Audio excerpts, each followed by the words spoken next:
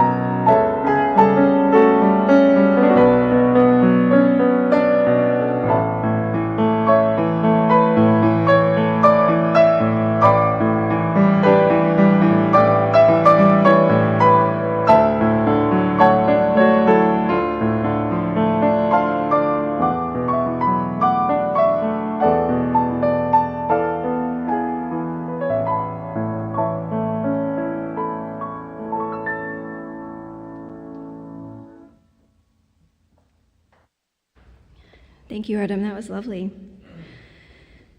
As we work to create beloved community, we welcome all who would join us in building a better world with more love, more justice, and more peace.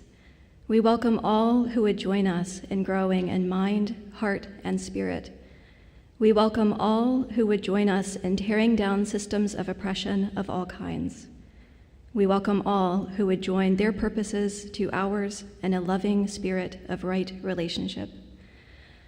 Whoever you are, wherever you come from, wherever you find yourself on your life's journey, whichever your pronouns, whether you've walked in or rolled in or dialed in, whomever you love, you are welcome here. As we gather in community, we look within ourselves and to each other for strength, restoration, and inspiration, so that as we journey together, we catch the spark of the eternal spirit, and from that spark, we light our chalice flame. Lighting the chalice symbolizes to all that the spirit of our congregation is strong, and that our will to transform ourselves and the world is also strong. As Dr. Jeudy lights our chalice, here in the sanctuary, I invite those of you joining us from home to light a candle or chalice of your own.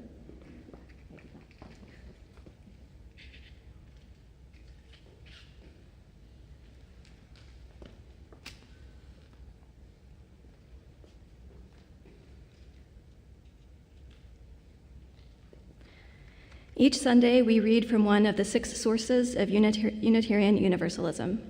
And before I read today's opening words, I thought it might be valuable to review what the 6 sources are, for those who are new to UU or just haven't heard these in a while. So these are the 6 sources of spiritual wisdom that our UU congregations all across the world affirm and promote. First is the direct experience of that transcending mystery and wonder affirmed in all cultures, which moves us to a renewal of the spirit and an openness to the forces which create and uphold life. Second are the words and deeds of prophetic people which challenge us to confront powers and structures of evil with justice, compassion, and the transforming power of love. Now, if you're like me, the word prophetic catches my attention, because to me, prophecy sort of implies clairvoyance or something supernatural. And since UU doesn't have dogma, it's not going to expect us to all believe in supernatural powers like clairvoyance. So I chose a reading that addresses that, and so I'll come back to that in a minute. The third source is wisdom from the world's religions, which inspires us in our ethical and spiritual life. And specifically, fourth, Jewish and Christian teachings, which call us to respond to God's love by loving our neighbors as ourselves. I'd also add a postscript to that saying, for those who are not familiar with UU, no one is required to believe in God in Unitarian Universalism. Don't even have to use the word. Or you can interpret God to mean whatever is meaningful for you. The fifth source is humanist teachings, which counsel us to heed the guidance of reason and the results of science, and warn us against idolatries of the mind and spirit. And finally, spiritual teachings of earth-centered religions or traditions, which celebrate the sacred circle of life and instruct us to live in harmony with the rhythms of nature. So our opening words are from Rebecca Parker, who is an American UU theologian, author, and minister, born in 1953. She is the first woman to serve as the permanent head of an accredited U.S. theological school. So back to my comment on the words and deeds of prophetic people. Rebecca Parker explains that the word prophetic within Unitarian Universalism doesn't necessarily mean some sort of clairvoyance or supernatural foresight. She says this: our times ask us to exercise our capacity for prophetic witness. By prophetic witness, I mean our capacity to see what is happening, to say what is happening, and to act in accordance with what we know. Prophetic witness is the ability to name those places where we resist knowing what needs to be known. And now please rise in body or spirit if you would like to, and join us in singing our opening hymn, 1003 in the Teal Hymn Book, Where Do We Come From?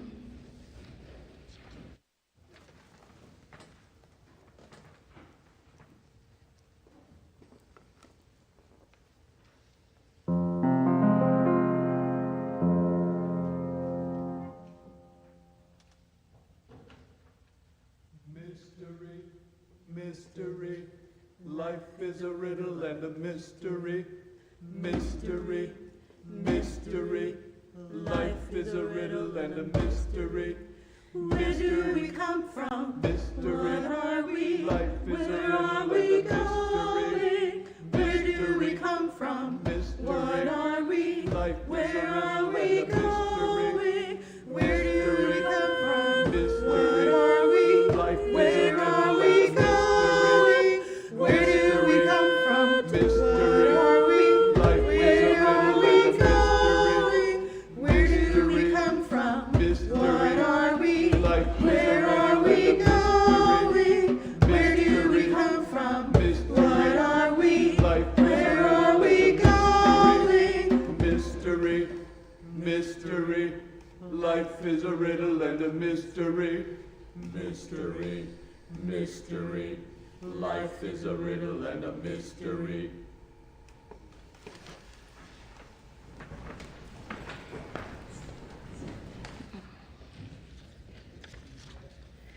Like many communities of faith, Emerson collects an offering each week, but our offering is not for our congregation. Our church is supported by the annual pledges of our members, for which we are deeply grateful. We collect an offering to give to others because we know that giving is both a transformative spiritual act and an important way to live our values. 75% of today's offering will go to our September Share the Plate recipient, which is Emerson's very own ESL program. The remaining 25% of our offering will go to Interfaith Ministries Meals on Wheels, which provides, on average, 5,000 meals every day to Houston's homebound seniors. You can go to our webpage for online giving, put cash or a check in our offering baskets in the front or back of the church, or mail a check to the church. During the offertory music, children may follow Jill or Tinika to their religious education classes if they would like.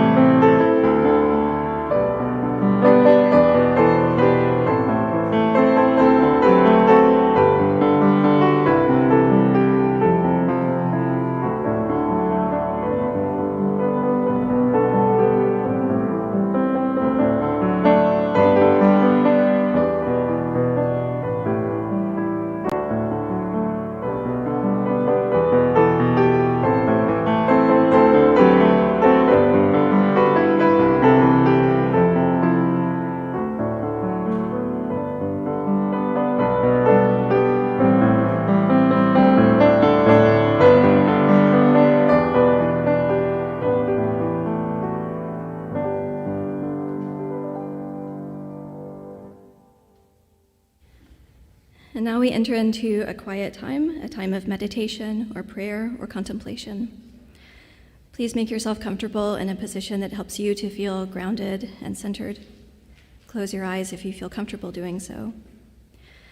And take a deep breath as together we enter into a time of meditation.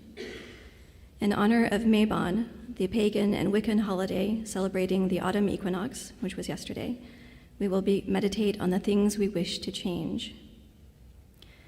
Focus on eliminating what you no longer want and strengthening the good around you.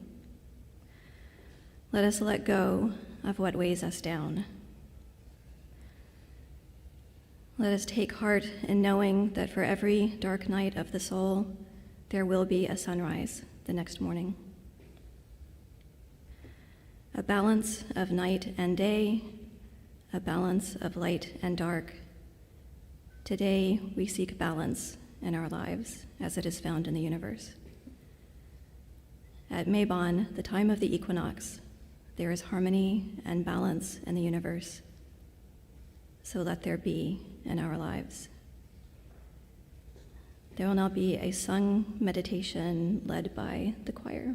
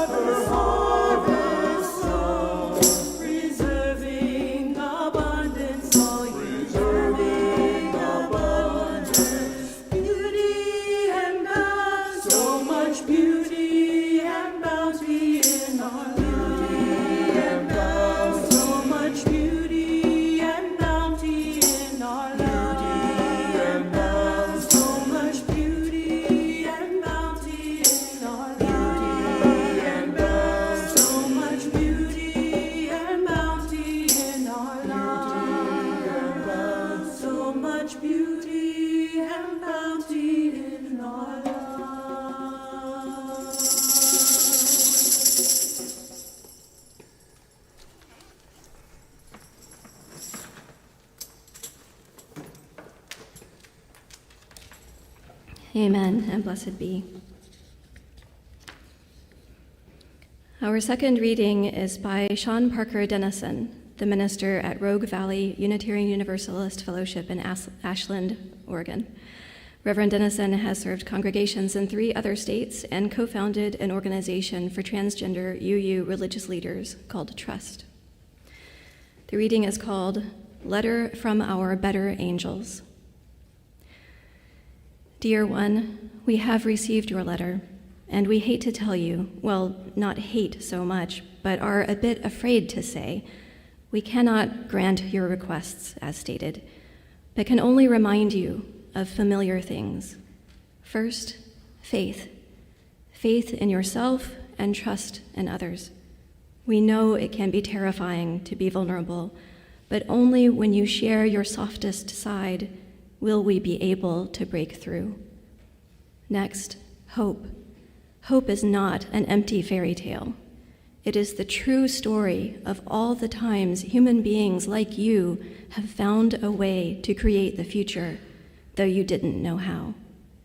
And of course, love. Love that demands you cherish all people, not just yourself and safety. Love that is not satisfied until every argument ends the moment one child says, "This hurts." There is so much to learn and relearn. The world teaches you to be hard, to negotiate and defend, to avoid giving too much and to the wrong people. There are no wrong people. You also are not wrong. And when you encounter the poor, the broken, the unhoused, and unwelcome, you are looking, if you pay attention, at us, calling you to answer your own prayers. If you want to change the world, first, be sure you are changing yourself. Be tender, be at peace, be all the things you wish for. Be your own better self. It isn't without cost, but it will be free. I now invite Dr. Jeudy to the pulpit to talk to us about humanism, secularism, and the empathy that binds us all.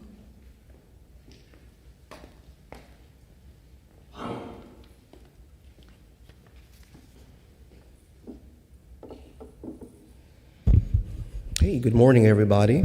Good morning. All right. So, hot mic. These allergies are not helping any. So, yeah, thank you for having me this morning. I'm going to speak on secularism, humanism, and empathy. And as Hillary said in my introduction, I wear a lot of hats in the secular world. Since about 2016, I've been kind of doing more and more and getting more involved in the secular community. And as such, I hope to be a good spokesperson for secularism. I think I'm a pretty good spokesperson, but we shall see. So, what is secularism? The Latin root is seculum, and that means pertaining to this age. Without religion, worldly or temporal rather than religious or spiritual. So without theism. And I just want to get it out front in the beginning. I'm not up here as an anti-theist. I'm not here to destroy religion. When I speak on secularism and secular, I basically mean in government. So that's pretty much what I'm gonna, whenever you hear me say secular, it's as far as government goes. So I shall unpack that. So secular can mean different things, really in different cultures, different cities, different states, and to different people. So secularism will mean something different in France versus Indonesia, versus Massachusetts, or in this great state of Texas. When most people here in this state hear the word secular, it invokes images of devil, evil, nefariousness. That is a myth. So just keep that in mind. Secularism actually arguably has its roots in 12th century medieval Christianity, of all places. So this is back when Catholics and Protestants were hacking each other apart, poking each other with swords just because they're Catholics and Protestants. They did not get along. Society kind of realized this isn't good. This just isn't working out. So they realized they needed a safe space away from that conflict, this religion, a separation of church and state, if you will. It didn't happen right away, obviously, but fast forward many centuries, and we have the birth of this nation in the 1780s. This nation was founded on secularism.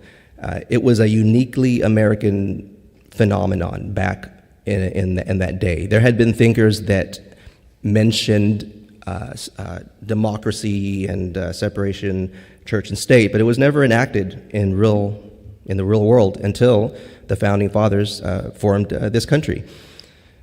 Now, another myth I want to dispel is you'll hear out there a lot of people believe that, hey, this United States was founded as a Christian nation. False. That's another myth. It was actually founded as a secular country in government. Now, again, plenty of people believe back then, as they do now, in religion. But they understood that the two had to be separated. They understood history. Back then, they didn't have to look back very far to see the conflicts that religion and government fomented. So because secularism exists in government, religious freedom exists. It cannot exist without a secular government. It allows for a fair playing field, and at least in theory, and it protects the minority from the majority. The Founding Fathers made a lot of mistakes, but this is one that they did get right. They were in tune to this, protecting the minority from potential tyranny of the majority. Secular government is a check on theocracy, which I'll kind of unpack in a little bit. Let me say this again. Secularism actually protects an individual's right to practice religion in this country. Without the shared idea of secularism, theocracy tends to fill that void. And as history has shown us, and I just explained, that is not a good thing. In a multicultural country such as ours, secularism is vital to our collective health. Now, at the essence of what I'm talking about is the separation of church and state.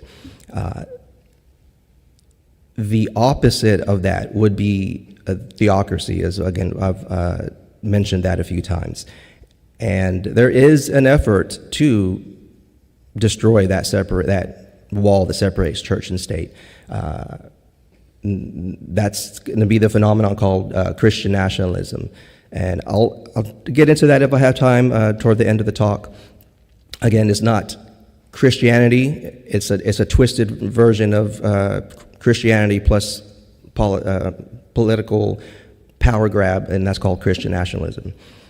So, humanism, I'm not going to spend too much time on humanism. I would venture to say that you all could teach me something about humanism, so kind of preaching to the choir, no pun intended, up here. But humanism is the concept of being and doing good for yourself and others. It's compassion for humankind and the world at large. It's a belief in egalitarianism, that all people are equal and deserve equal rights and opportunities. Both compassion and egalitarianism arise from our empathy for humanity. So humanism, empathy, altruism, that's the soup in which I want to be cooked in. That's the side of history that I want to be on. And that really is the company that I try to keep, present company included. I am a secular humanist. So I do good in this world because I genuinely want society to be more equitable for as many people as possible, not as a decree from above or to avoid punishment in a lake of fire, but because I just want to do it. Now, I've met plenty of religious humanists in my various adventures in political activism, volunteer events, outreach to different groups. I've met plenty of terrific human beings. Whether their good deeds come from above or they do it to avoid that pit of fire, I love the end result, which is humanism. Increasing justice for as many people as possible, decreasing suffering for as many people as possible. When I volunteer at the Houston Food Bank, I am shoulder to shoulder with Muslims, Hindus, Christians, other atheists, and I love it. I absolutely love it. I am proud to be there with them, and I would guess that they are also proud to be there with me. That is the world that I fight for, and I'm joining in that fight with lots of humanists, secular and otherwise. So we all want the world to be a better place.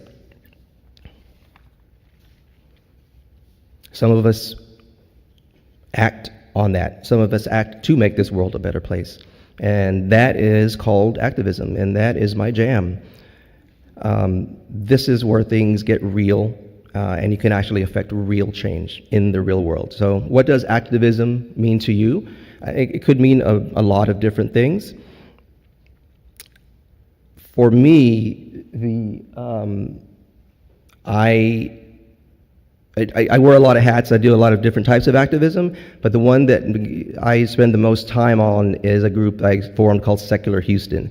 Now, on that platform, we're able to do secular political activism, and we are basically advocating for the separation of church and state. That is our number one, number two, number three tenet that we fight for. It's a wide net. And with that net, it's just not an atheist group. We're arm in arm with Christians, with Jews, with belief groups that understand the importance of advocating for the separation of church and state, that understand the importance of pushing back against Christian nationalism, which is a concerted effort to break that wall between church and state. And In my various adventures, a big part of what I'm doing is interfaith outreach. Now, I've been doing that both nationally, at the state level, and locally. And again, as a representative of the secular world, I've been welcome in all these spaces. And I understand that there are some spaces that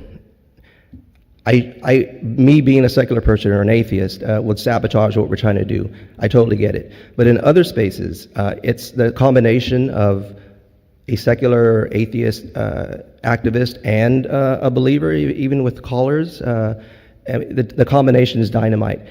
In a boardroom, in a representative's office, they cannot help but listen to that combo.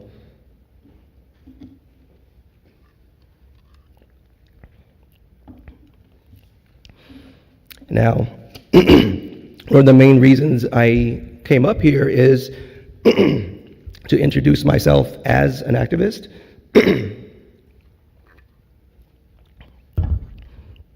to let you know, to let you know what I'm doing,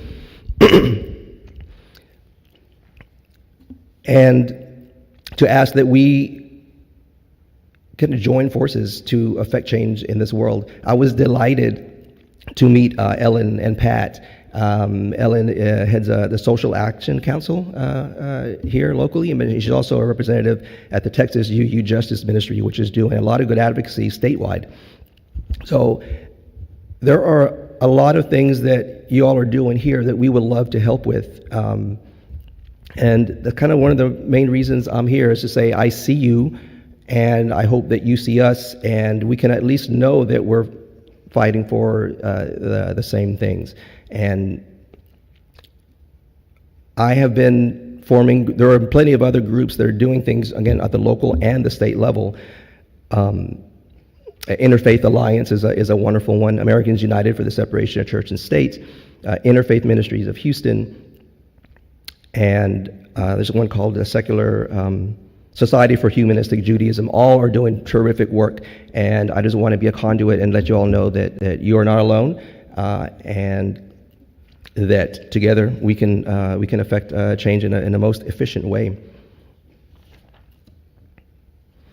So I want to focus all your energy, or help to focus your energy, your love, your anger even, to affect change. Change that we can all agree on. Change that makes this world a better place. I really do think empathy will save this world. And I want to be a part in helping you to turn this empathy into tangible change. So I see you, and I'm looking forward to working with you now and in the future. Thanks so much for having me.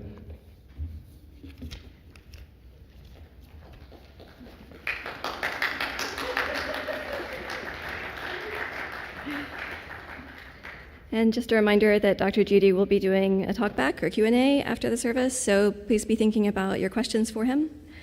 And now please rise in body or spirit if you wish to sing our closing hymn, number 1054 in the Teal hymnal, Let This Be a House of Peace.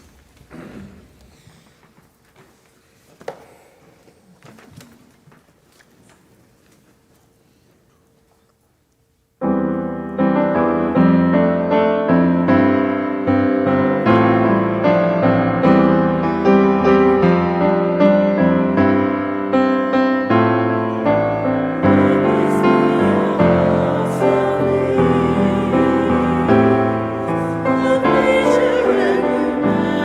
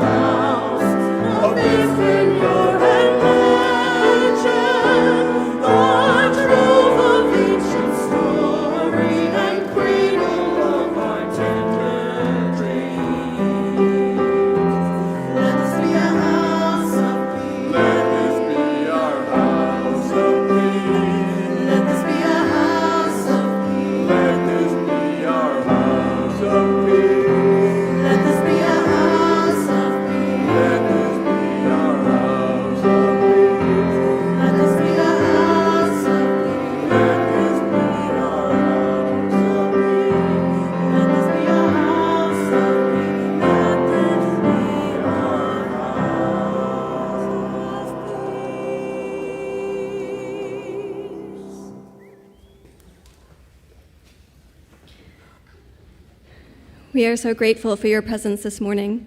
For those of you who have joined us on YouTube, after the postlude and the talkback, we will be ending our live streaming service.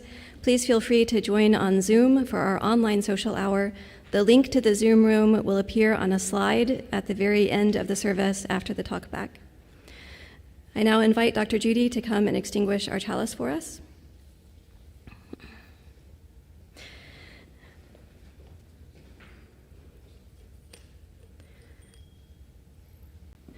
And I don't know about you, but I really enjoy Reverend Prue's usual benediction, and so I've taken the liberty of modifying it slightly to fit my role as a layperson.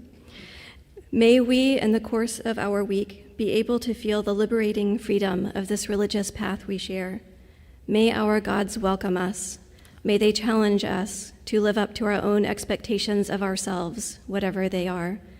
And may the world around us light up so that we may see a way to clarity and wholeness.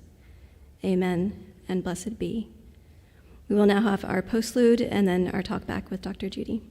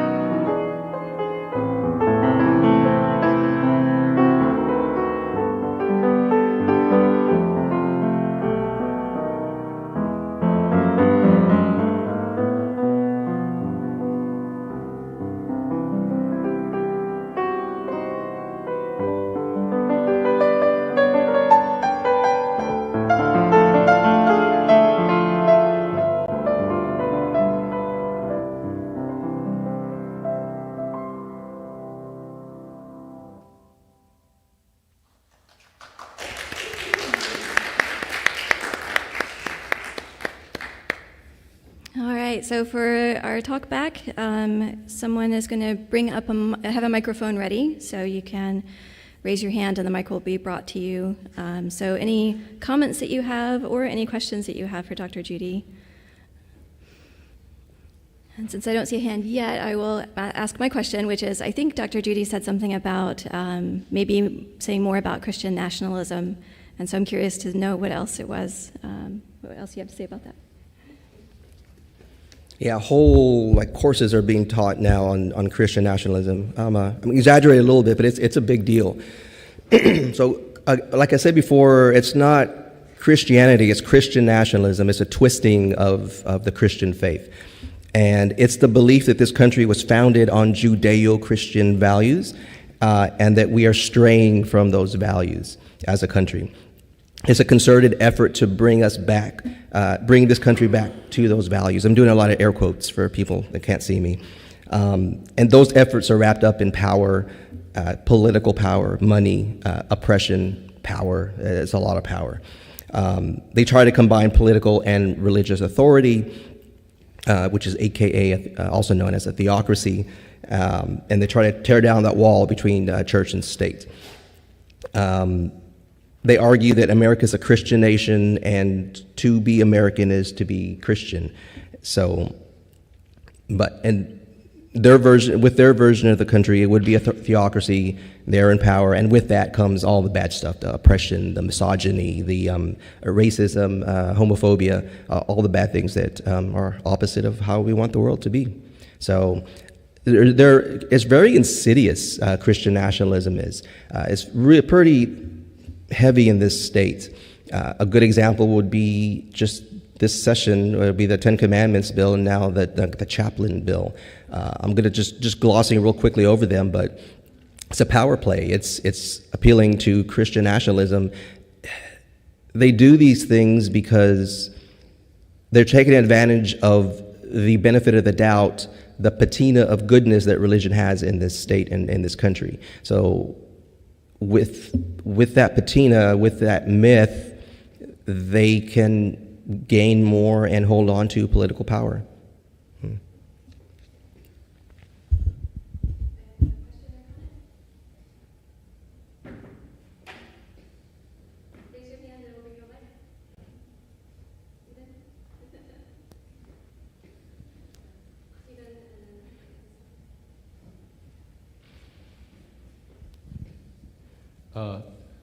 I'm Stephen Lip. As a secular atheist, which I wholly concur with, thank you, how does one, when one uses the term atheist in a religious setting, aside from perhaps here, it often brings conflict to play. How do you handle that conflict? Terrific question. Yeah, when I was a believer for many years, from age 7 to mid-30s, it just kind of slowly flittered away. But I have vivid memories of if I met you or somebody and they said they were an atheist, I would recoil. It's just instant devil, bad, enemy, get away. So fast forward, now I'm a lot older, and if you get 100 different atheists in a room, they're going to have different philosophies. On some are militant, tear down religion's stupid, you're stupid for believing. Then there's people like me that there's a lot I have in common with believers, and that's where I choose to live. That's what I choose to emphasize. And things are getting better. Being an atheist, being a non-believer in this country it's slowly but surely being more accepted. It's nowhere near where I would like it to be, but it's improving. And what I do personally is Facebook, I use it as a tool, and I let people know I'm an atheist, I'm out about it. But I also post on Facebook things that I'm doing for humanism that shows I'm a good person. So all the people that see this know I'm an atheist, but they know I'm a good person, and they have to mash that together. I'm not going to change any minds right away, but there's seeds so that next time they meet an atheist, they don't recoil. It softens the blow, the conflict that atheism brings to those spaces. So it's a slow process, changing hearts and minds. It's a form of activism, just being out there. But that's the way I personally handle it. And if I meet a stranger and they ask me, or they realize I'm an atheist and they freak out, well, whatever, I just move on. But I do have a plan for society in general.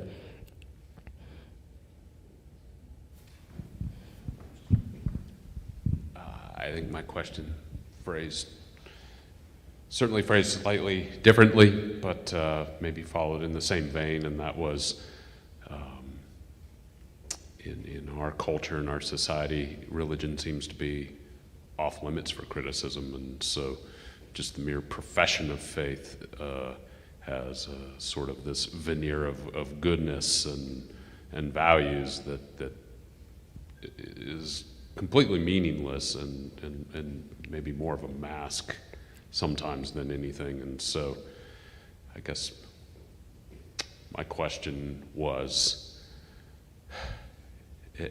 how eventually do we overcome that social inertia so that, profession of faith is not accepted by and large as any sort of strength in character, and that, we learn to look beyond just these mere labels, especially, when we're electing people who set our policies. So. Yeah, it's not going to happen overnight. It's going to take a generation probably. But as long as things are improving, that's what I'm okay with that. And it's going to vary. In Maine, you already have it where society is like, oh, you're an atheist? No big deal. Like, what are we having for lunch? But in Texas, it's a whole different story. And I had the luxury of being able to be out about my atheism. My job, it doesn't affect my job. My girls are grown or out of the house, so it's easy for me to be out there with it. And I totally get it, especially in this state. If you're an atheist, sometimes you just cannot have that out there. You have to play the game because you're going to have some pretty nasty consequences. And so that's kind of why I fight. I want to have it so that society is okay with being an atheist, non-believer, agnostic, whatever you want to call it. I want it to be normalized. So that's why I use the term atheist. I don't want to call it shock value, but I just want to normalize the term. But yeah, your point is right on. And that's what Secular Houston is trying to change, is trying to dilute out the people that are making these decisions for us all. That stinks of Christian nationalism. Get more reasoned candidates in there, candidates that align with separation of church and state. The people that Secular Houston endorses, they're not, most of them are believers, but they understand the importance of that separation. And they now know there is an electorate, there is a voting bloc that believe in the separation of church and state. A lot of them are non-believers, and there is a voice for secularism now in the greater Houston area because of the Secular Houston. I used to be a teacher, but I was not a teacher here. I was a teacher in New Mexico, and there was a great deal less of religion in schools. But here I arrive in the school and there's scripture on the walls for children to see every day. There's talk, there's conversation, there's restriction of books that really, it makes no sense. I mean, Puff the Magic Dragon is about a dragon. It's not about a drug. It was never written for druggies to use. It was written for children. And why is it banned? It makes no sense.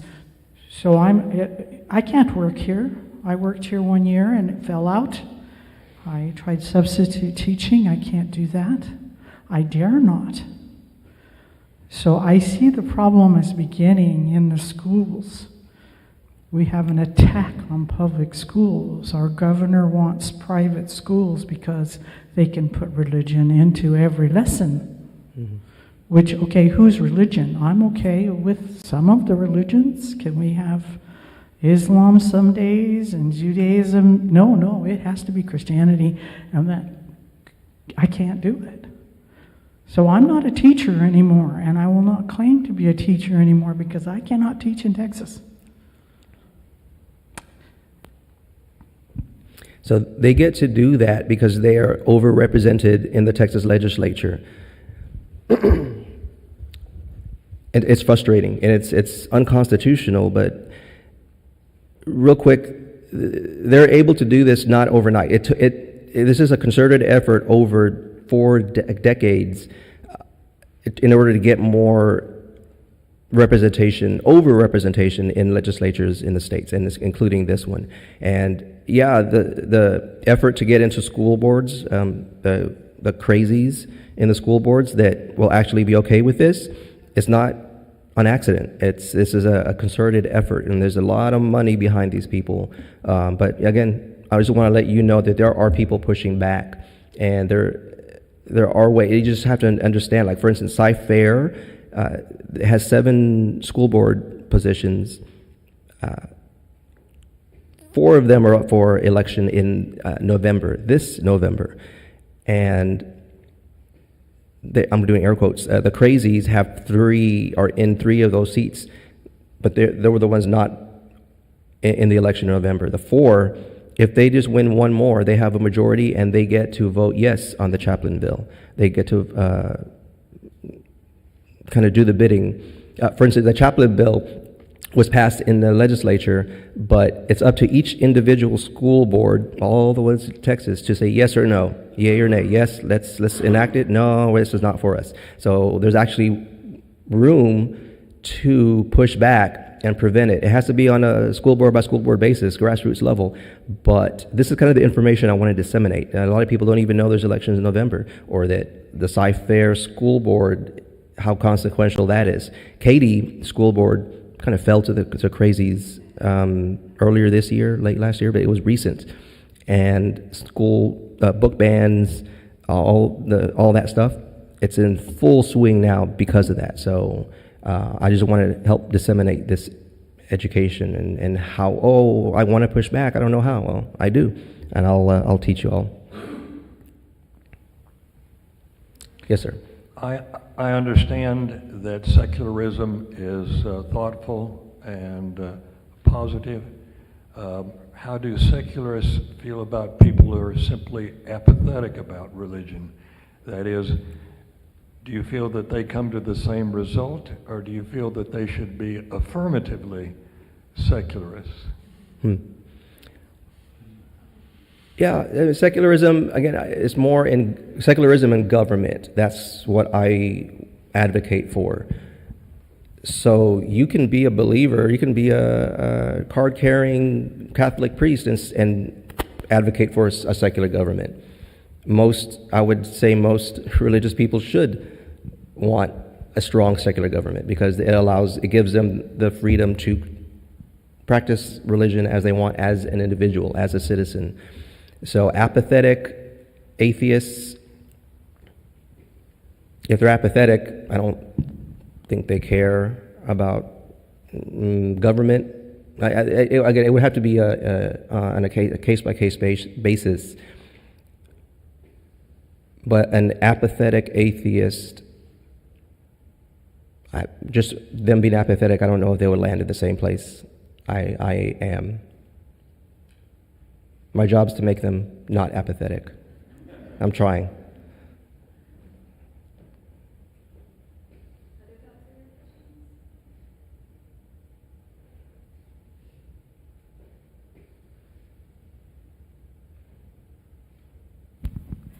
Hi. So I think my thought, or my question really, with my generation, I'm Gen Z, and I feel like I've seen like this really big shift within the past couple of years of Gen Zers becoming more and more conservative, in a sense that there's a lot of pushback against like a lot of new ideas, I feel like. And I know that I know this because I debate people online like all the time, and I see people in my like how, I guess what I'm trying to get at is like, how do we prevent like this slide back of like our like these newer generations like becoming more aversive to like new ideas? If that's not too loaded of a question. Yeah, it's super tough, because as people grow, their life experiences take them to different places. So some may become more conservative, some get more liberal. Yeah, global pandemic didn't help anything. A lot of disinformation and I think that is pushing, or did push, a lot of people toward conspiracy and conservatism, all that bucket. Your question is, what can we do to minimize people being more conservative?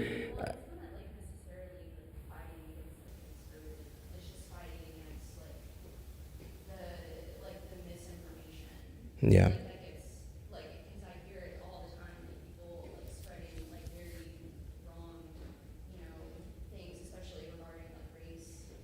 Right. I'm on TikTok debating people all the time about white fragility. Mm-hmm. Like how it's really hard to push back against, these ideas that like oppression isn't real. Right. So yeah, the question is refined more like not preventing people from becoming conservative, but more the disinformation, the misinformation, all the conspiracy kind of stuff. Because I was going to say something to the fact that, hey, well, being conservative isn't that bad. It just has to be healthy. We have to have a healthy conservative voice as well as a progressive liberal voice, but they have to be healthy. What is not healthy is misinformation, conspiracy, that kind of thing. How do we minimize that? There are so many people trying to minimize that, to squash it, but it's like just you lift up a rug and there's just a billion cockroaches. You stomp out as many as you can, but it's just so much. Personally, it's the conspiracy stuff, the misinformation. It's kind of what people want to hear. It's very sweet Kool-Aid, and you're here trying to give people broccoli. Yeah, I like broccoli, but a lot of people, they'll choose the sweet drink versus something that's not as sweet. It's what they want to hear.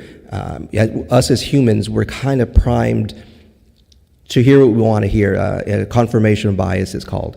We're primed to want life to be simple, not complex. Because if you have a simple life, you don't have to think. It frees up energy to do other things. It's just a path of least resistance. Humans will tend to follow path of least resistance. So on the one hand, if you see a global pandemic, a virus that you cannot see, societies break down, versus, oh, Fauci is a communist, is a Chinese, blah, blah, blah. I know more than Fauci. It's clownish, but it makes that person feel good. And it's hard. It's hard to fight against. It's hard to bring people back. There are a lot of people doing it as you are online, so I don't have a good answer on how to minimize it. For me, I just try to be a good example. I know directly confronting them tends not to work. So what does work? Just live a good life. I show that I'm living a good life, and I'm an example. I try not to, online especially. It feels good. I do it once in a while, but I just don't do it. It's a kind of a anticlimactic answer to that question, but that's my style.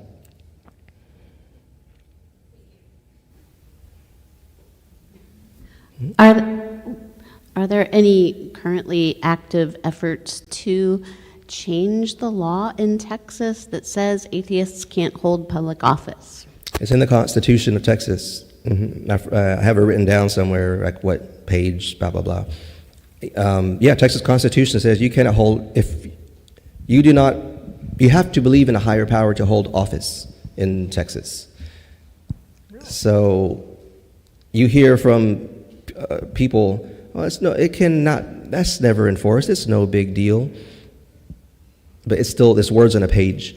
It's never been challenged. And in years past, I would have said if it ever was challenged, of course it would be struck down because that's unconstitutional. I'm not as certain about that now,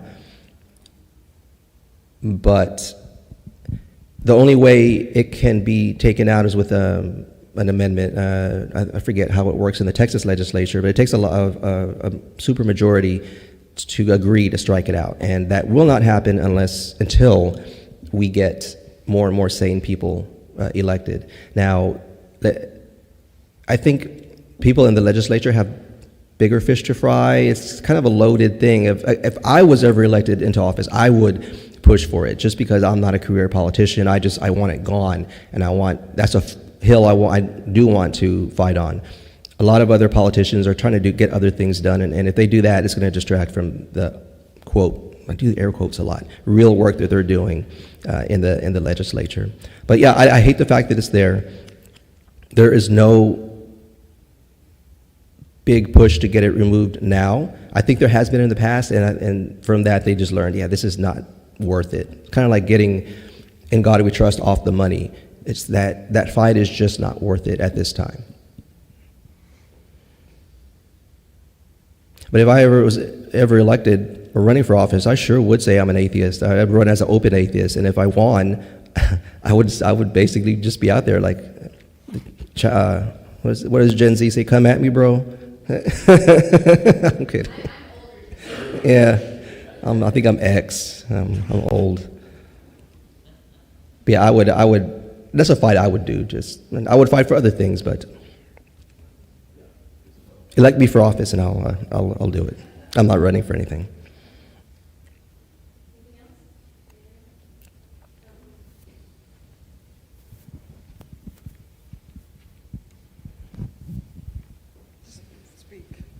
Hi, I just wanted to kind of respond to your comments about Gen Z and the sliding backwards. And I haven't fully formed the thought in my head, so I'm going to be rambling a bit, but I think it has to do with comfort levels with chaos. You know, one of the things that this warped kind of Christianity that we've developed in America is it removes that sense of chaos. So we think that our life has meaning and purpose, and if I suffer, it's doing something good for me. And then when you remove that, an individual really has to come to grips with, I am not in control. And guess what? There's not anything above me in control either. And so that I think it's natural for, at a certain age, when your folks aren't in control and your teachers aren't in control and your boss is no longer in control, that you would kind of slide into, I need help. I need help raising my kids. I need help organizing my life. And you go there. But luckily, I think a lot of people get out of it. But I think acknowledging to our loved ones and our peers and folks online that it is scary, but I think it's just can be considered typical and normal to slide around.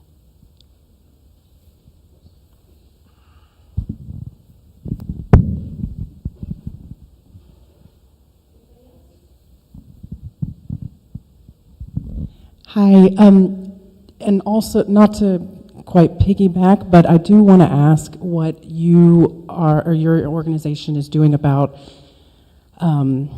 bots and cyber, because the other big piece that we're kind of missing here is, I believe, the algorithm and the way that cybersecurity is these days are actually, and bots as well, are kind of focusing on trying to keep certain people based on what they're scrolling through, what they're interested in online, what videos they're watching. They try to keep them in this niche of what they like to watch. And you can just tell on TikTok or any of these other, reels and whatnot, every time you like a video, they think, the algorithm knows, okay, they're going to want more of this. So if you're watching a lot of, conservative content, you're going to continue to watch conservative content. And then there's also bots that like to respond to comments. So say you're trying to have a debate with someone, there'll be bots that are placed in to try to stir the pot. So what are you or your organization what are your efforts in, I know there's also a lot of legislation going around about, whether we ban or whether we restrict or whatnot.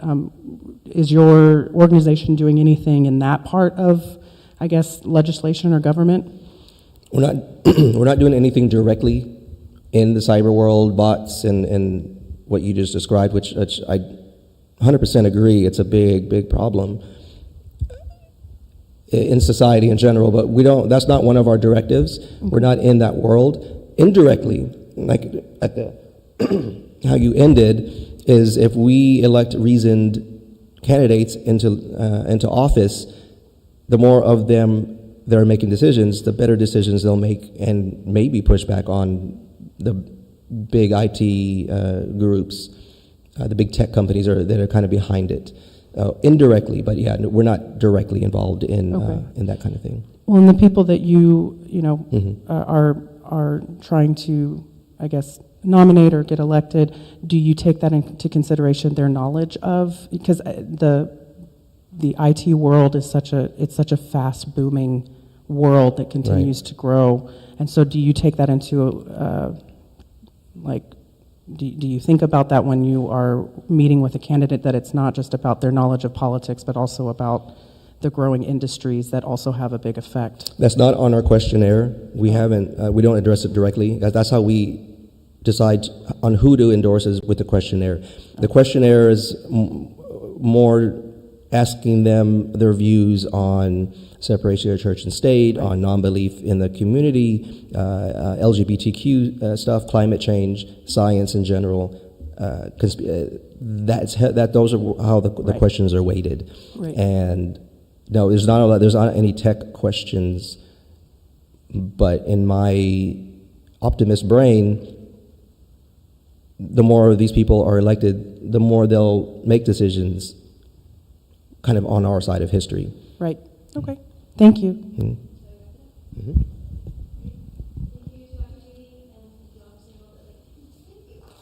Thank you all.